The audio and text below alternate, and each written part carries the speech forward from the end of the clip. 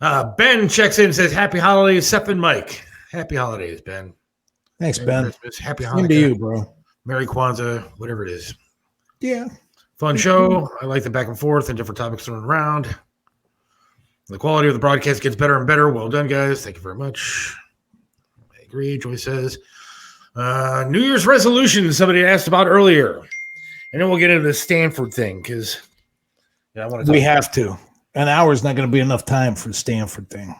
Yeah, well, I mean, plenty of time for tonight because got nothing else to go. Well, what is your New Year's resolution?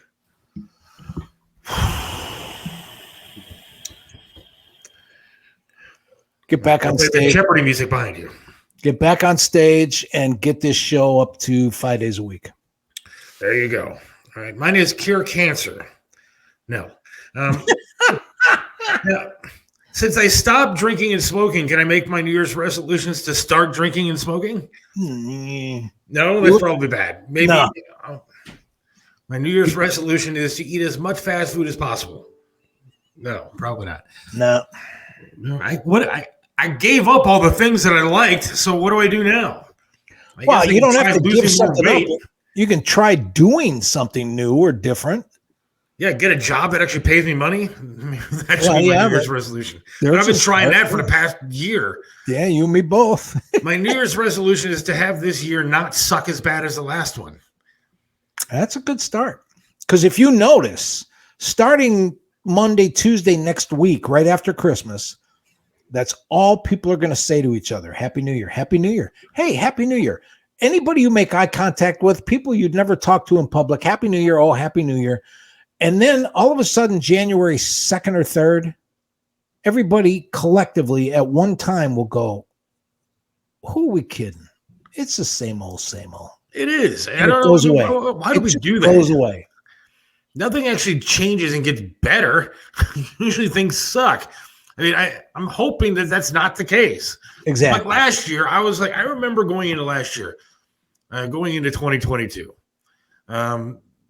because, I mean, honestly, the end of 2021 was just terrible. Triv passed away, and it was just beyond bad. Losing him was just a nightmare, and it was a nightmare for a lot of people in the city, but especially his family, and then his friends, and his wife, of course, and son and stepson, and everybody. It was just a nightmare. And so the end of 2021 was terrible.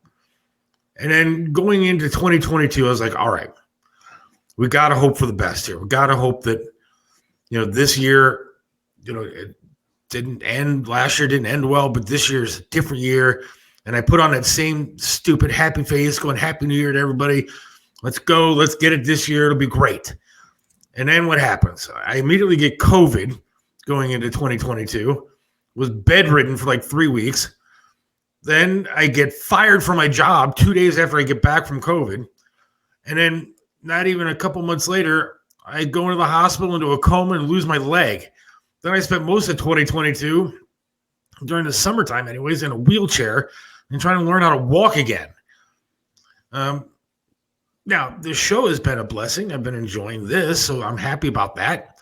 And I'm excited that things, going in the right direction. Hopefully, God willing, knock on any kind of wood you got around you.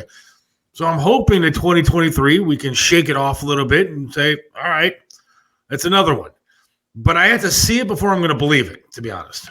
Well, here is my advice, especially to people that are spiritually based. Don't ever, no matter how bad things get in your life, don't ever throw your hands up, look towards heaven and say, oh my God, how much worse could things possibly get? Because that's God's favorite prayer to answer. That is true. That is absolutely true. You'll have your answer to that in a week. Mayor Bill says trespassing sucked him. Yep. Text in your New Year's resolutions if you have anything interesting. Yeah, share with us. Open up and tell. Let us know. Call in. They keep giving out the link and nobody's like calling in. Just call in and say what you want to say. Because I'm interested to see it. Maybe somebody has something different than, well, I'm going to lose weight. Because that's a lie. Everybody starts losing weight in January. By February, you're cooped back up in the again. house because the weather sucks, Amen. and you're eating cookies that you have left over from the holidays, and you're sitting there waiting to get Valentine's candy. And then you get fat all over again. Right. This is the last show before Christmas. So how about everybody sitting at home listening? Text in and tell us either your most favorite, absolute worst, or weirdest Christmas present that you've ever received. Just let us share a couple things with us. Anything you want to share, that's fine. Yeah.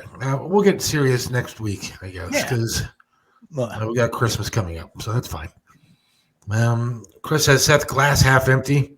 You escaped a life-ending situation. Plus, you got and capitalized on an opportunity to do your own show. Plus, you got a house. Plus, wasn't all bad, bro. No, I understand that. And I'm not trying to be a glass half empty guy. I'm not. I'm just trying to be realistic also. Because, again, you're right about all those things. And those things are great things. This house was a blessing. This show was absolutely a blessing. I wish there were more people watching it, but that's going to take time, and I understand that. But I think it's headed in the right direction. Chris, you know that. I talk to you every day and bother you about something. But I'm just saying it wasn't the greatest of years. But there are a lot of great things that did happen. I shouldn't say that it's all bad. It's not all bad. But I'm also doing a show. Hello. So we got to talk about things, make it interesting. Well, come on. If I just said my life was peaches and cream, how interesting is that? There you go. All right, let's get to it. Scott says, drinking less, you've inspired me. If we've got a commercial break, let's get it over with. No, not yet. Let's turn to what you called me and sent me emailed when we were talking about what to talk about on the show today. Mayor Bill says he got a blow-up doll. Okay. See, that's how hard was that? Does he still have it? Does it still work? And well, I won't ask him. Well, I don't think they go bad, do they? I mean, I can't. Well, I guess if you pop the damn thing, you know, if he overinflated it and jumped on top, it might have gone bad. Yeah, that's why me and blow up doll is probably not the best idea. She's got to be on top. Let's just be honest. There you go. Realism is what you do when you don't strive to achieve. Winners do things outside of reality. All right, why are you getting all heavy on me, Chris? I'm trying to, I'm just saying stuff. Come on. You know how I really feel about life. I actually love life. I love getting up every day. It's actually a blessing. Believe me, I consider it a massive blessing to wake up now. It's like my favorite part of the day. No, I poked it. Oh, Jesus, come on. Too hard. I knew it. I told you. See? All right. I'm giving up being so judgmental when hell freezes is over. Yeah, everybody's judgmental though. If you think about it, there's nobody that doesn't judge somebody in some way. I mean, again, people make fun of me all the time, I'm sure, when they see me walking with the leg, and I get it. That's fine. And you don't judge people when you see them, Mike? I assess. I'd like to think that there's a difference. You assess? Yeah. I mean, you try to take everything in at once. Everybody's got good and bad. Everybody's got weaknesses and strength. But everybody's interesting. I have spent my whole life talking to perfect strangers. I'll give you an example. I was in the store at Christmas shop a couple of days ago. Stopped to get groceries on the way home. This little old lady, shorter than my mom, who was like 5'2", taps me on my elbow, looks at me and says, "Can I ask you a favor?" I said, "Sure. What do you need?" She goes, "Can you help me get that off the top shelf?" And what it was one of those big plastic jugs of those little cheese puffs. So I bent over and I said, "All right, I'll give you your choice. Do you want me to get it down and hand it to you? Or would it be more fun for you if I picked you up and let you get it yourself?" And she blushed and she giggled and she walked away and she looked back over her shoulder and said, "You made my day." I have always interacted with people. A couple days ago, I went with a friend of mine who had to go to a doctor's appointment. We're sitting there and everybody's sitting around in the waiting room. After we signed in and checked in, they said, "Sit down, the nurse will call you."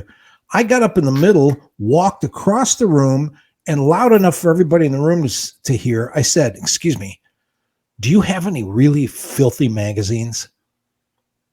And the whole room didn't want to look, and half the people laughed. And so that's what I do. I've always done that with people and talk to strangers. So see, all right, well, that's good. I judged people 3 times last night alone. I remember specifically the 3 people that I judged. I went to a department store kind of place, right, and I walked in. First person I judged was this woman who I had my cart, I had my cane in it, and then so I'm walking along. I just walked in, and she backs up, hits my cane, falls out of the cart and onto the ground. She doesn't look back. It doesn't say I'm sorry. It doesn't pick up the cane for me. I'm walking by myself, so I had to try to get this thing, and it was slightly difficult. And I judged her right away. She's a horrible person, and I hope that she has a terrible, terrible Christmas. Because how can you be that mean? Just to ignore altogether what you just did. The second person I judged was this older lady. She was in line, and all you could hear was coughing. Cough, cough. She just kept coughing.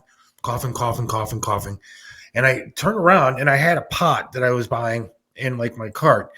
And I literally shielded my face with the lid of the pan because I was afraid of her coughing. Right. And I put my hood up over my head, and I pulled my shirt up over my nose because I was terrified of her. So I judged her right away. She has to have some sort of illness, and I was going to get it. So I judged her. And then the third person I judged, also same store, super hot girl wearing a belly shirt and big fake boobs hanging out. And I judged her right away as being my next wife. Other than that, I didn't judge anybody in the store, but I did judge 3 people. Now, with you talking about that, I will admit to something. I judge people that I don't meet. When I see somebody in person, I assess them. But I am judgmental about people that I haven't even met yet. And I'll give you the biggest example. It just happened to me today. I was looking all over for a parking spot to go to Meijer's grocery store. And every space that was open near the front of the store was for curbside pickup. Those people are too lazy to go in and get their own groceries. They shouldn't be allowed to park right next to the store. Park them way at the end of the store and let the employee who's already done all their shopping run their ass all the way out to hand them their bag of groceries, and let the people that are coming to walk around, buy things, shop, patronize the store, let us park close and get to the front door. I'm sick of all of that curbside pickup stuff. It's unfortunate that because I'm missing a leg that I had to park at the curbside pickup to pick up some stuff the other day. Well, so I apologize for being in your way. No, handicap space is different. I'm talking about curbside pickup. I once received a Visa gift card that was worth $0. That would suck. That would be awful. Yeah, I hope he didn't buy a lot of stuff and then try to pay for it and get embarrassed. I hope he didn't find out the hard way that it was no money on it. Chris says you pay for the service, Mike. When you go to a restaurant, they cook for you because you pay them to. Same deal. People are paying for curbside service. That is true. You pay extra to get that. Now, I will say they did take away some handicap spots for to put some of these curbside things, so that does suck. But not everybody's handicapped, and so I mean, I guess it is what it is. You do pay for that. You want something extra, you pay extra for it. Well, you know what? They're not going to nickel off the price of their groceries and put their parking space at the back ass end. Well, I mean, I'm not trying to be confrontational because I would never be confrontational. But let me just ask you a question. Are you that lazy that you can't walk an extra 2 spaces to get to the store because you're upset that somebody else is getting curbside service? You have the same option to get curbside service if you want to. You would just have to pay a little bit more. No. I mean, even myself, who, is missing a leg, last night there were no handicap spots available. And so I had to park, halfway across the parking lot, and I got out and I walked my way up, and I didn't complain about it. I just did it. I mean, it's not that big of a deal. I don't know. I mean, curbside service, they have drive-throughs. They have all kinds of different things. Convenience is not, a bad thing. Admittedly, I have parked at the expectant mother's spots only. I've told my wife to do that.